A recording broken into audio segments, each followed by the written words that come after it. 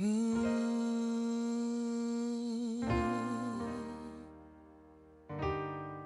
yeah, it's no long walk, long to freedom. Yeah, I used to ask the question, when will we be free?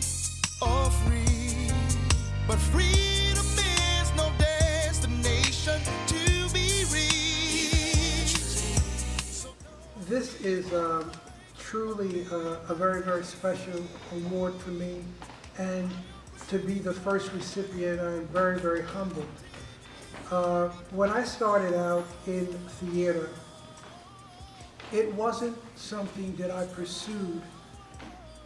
The 60s and 64 in particular was very tumultuous in terms of all the things that were happening. And I decided to register to take a public speaking course so that I could be articulate on what it was that I felt and what I wanted to say. The evening went well in the first class, and we were escorted down to the auditorium because there was a guest speaker by the name of Roger Furman. Well, Roger Furman was a member of the American Negro Theater that was housed in the basement just a few feet away from this location. And in that class was Sidney Poitier, Harry Belafonte, Ozzie Davis, Ruby Dee, Gertrude Jeanette. I know them, of course, as performers, but they were also activists. And that kind of piqued my interest. And so he shared with us that he was getting ready to start his own theater company, and then he wanted people to join the theater, and that the theater that he was going to build would be based on the same model that the American Negro Theater was built on in the 1940s. And I said, wow, look at the continuation of history. I joined the theater now 54 years ago. Roger Furman died in 1983. I was asked to take over the theater at that point. And I was looking on how could I extend the reputation, the brand of a theater that he had created.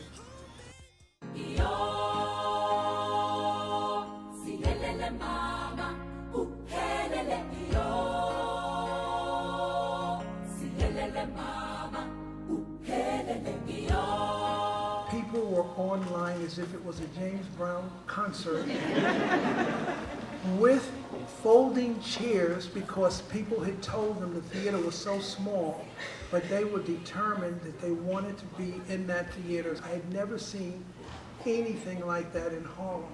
The actors were blown away. They thought that they were in South Africa. They felt that they were home.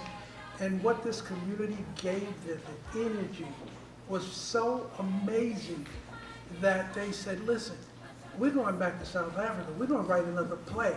But we're not going downtown. We're coming to Harlem. I went to the funders who were funding and helping the theater, and everyone turned me down and said, why are you looking at people that are 10,000 miles away from here, and you say you want to bring them to Harlem when you have so many actors of color who live in your community, and you should be thinking about them. Forget South Africa. And I said that I appreciate your recommendation, but for all of the other theaters, they each have a signature. I inherited Roger Furman's signature, and now what I want to do is to create my own signature and the uniqueness of the theater and the kind of work that I want to do. So that pivotal moment for me quantified and gave me a direction on where I wanted to go as a black theater.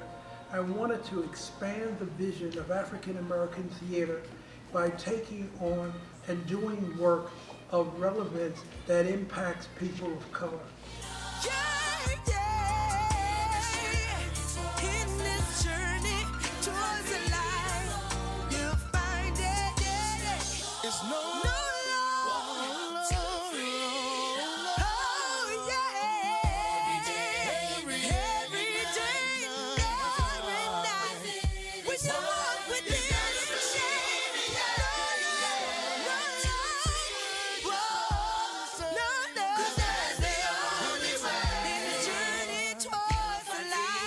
find it.